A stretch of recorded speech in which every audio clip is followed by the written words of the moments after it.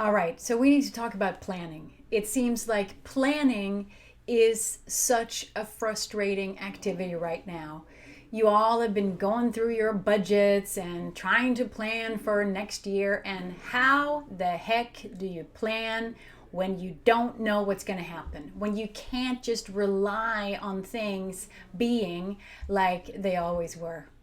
So that's what we're going to be talking about today. And I'm going to give you 3 pointers to perhaps soothe your planning endeavors, but also to provoke you to really take the invitation that is coming with this shitstorm that we're in. Do you know how often I hear how this pandemic has highlighted things that were always troublesome? And this could be anything from, elder care in Sweden to details in a company here in New York City. It's as if we suddenly see what's going on because the perils of the pandemic is showing us, here's where you need to work. And planning is one of those things where hopefully we can see this as an invitation to really grow and do better and actually come out as evolved species after the shitstorm is over, if, it's such a thing. Here's one thing that is for sure. We will not go back to the way things were. And not because we can't do the stuff that we did before, but because we will be different. And hopefully we'll take the invitation to come up higher rather than destroying things around us. So here are my 3 pointers for today that all have to do with how we can plan things and still keep our sanity. Number 1, plan from presence. Now, what does that mean? That means that we normally actually don't make our plans from a state of presence. And the reason I know that, and something that we look at deeply in mindfulness intelligence, are the emotional cues that we experience in the different times that we can live in. We can live in the present moment, we can perceive to be living in the past, and we can perceive to be living in the future. Now, when we plan, we automatically jump into the future, and we don't detach our emotional selves from that, which is actually a mistake. Because if we jump into the future and we are sloppy with our emotional states, we're going to feel fear. We're going to feel worry.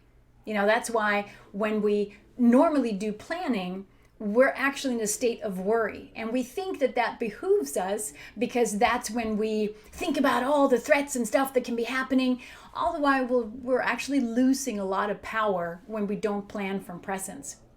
So the best way of looking at planning and the big invitation, I think, in this particular period of time is to practice to plan from presence, from aliveness, from joy, from love, from all these light-filled emotions that are available to us in the present moment.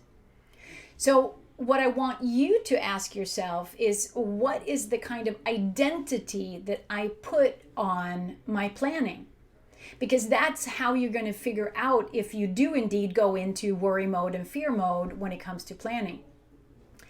If you have an idea about yourself that I nail my planning, I nail my budgets, that's what I'm really good at, and no one can tell me different, and you sort of hang your identification hat on being a really good planner, and you think that planning good budgets and stuff is what makes a good leader. Sure, we could argue that it's part of what makes a good leader, but even more so, you're going to be a great leader if you can adapt to change. And so be aware of where you put your own identity when you do planning. And that's why I say plan from presence. Because what we can do in presence is that we can detach ourselves from the ego that tells us that we're going to die if we come up with a budget that doesn't make sense in April. You know? Well, another thing that we need to do and that we can do in presence is that we can let go of the need to win. You can actually find a different value of yourself other than being right. You know that space in you that doesn't necessarily think that you're awesome because you're right all the time. It just loves you for who you are, and that empowered self that you have in presence. Well, that's the part that you're going to connect with. And not because we're here to make crappy planning, but we're here to actually be powerful when we do planning that we might have to change. You might have to say something that I learned from an early boss of mine that I've carried with me my whole career, which is, let's try it. And if it doesn't work, we'll change. You know? And if you can take that into your planning, you can't do that if you identify with being like the budget rock star. You find another identity is really what I'm saying. Number 2, plan from a place of acceptance. And what I mean with that is that, of course, there's this obvious reason that we are in the middle of a pandemic. And if we fight the idea that we don't know what's going to happen next year and we can't follow the rhythm that we usually and the numbers that we usually follow, then at least we have something else that we can look at from a place of acceptance, right? We can say, we don't have all these data points to lean on. I want to accept that. It might sound so obvious, but if you think about it, the level of energy that we waste arguing with this reality. I know it shouldn't be this way. It sucks. It's a bitch, whatever we want to call it, but it is what it is. So in that acceptance, you're going to have to realize something that might be painful, which is that you're not in control. I laugh with an evil laugh at the idea that we would be in control. We're not. Welcome to the universe. We're not in control. And that has to be fine. And if you can find a sense of acceptance in that, you're going to be so much more powerful because you're not going to waste your energy on crap stuff. You know, you're actually going to find a new relationship to yourself and a new reality. And that way you're actually going to be open to new opportunities. This is what happens when we let go. We're open to better things that might happen outside your planning, outside your budgets. That's where I want you to be. And last but not least, I want you to sort of foster a new motto within yourself and your teams. And that is, instead of being very locked into, this is my role, this is what I do, you have one phrase in mind. And that is, I help the team to win. If you can get yourself and everybody on board with the idea that your number one job is to help this team win, then you're not going to be so constrained by planning. You're not going to be so controlled by planning, and you're not going to be dependent on planning. You're actually going to be able to not only see the opportunities, but have people do the right thing outside of their normal role.